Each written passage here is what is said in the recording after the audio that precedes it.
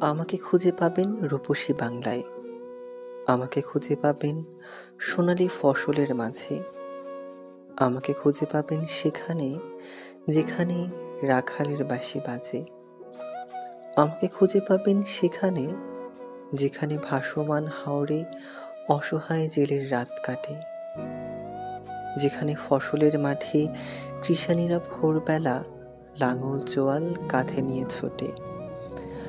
আমাকে খুঁজে পাবেন সেই দোচালা পাঠশালায়, যেখানে কোমলমতি শিশুরা নতুন বইয়ের গন্ধ পেয়ে আনন্দিতে নাচে।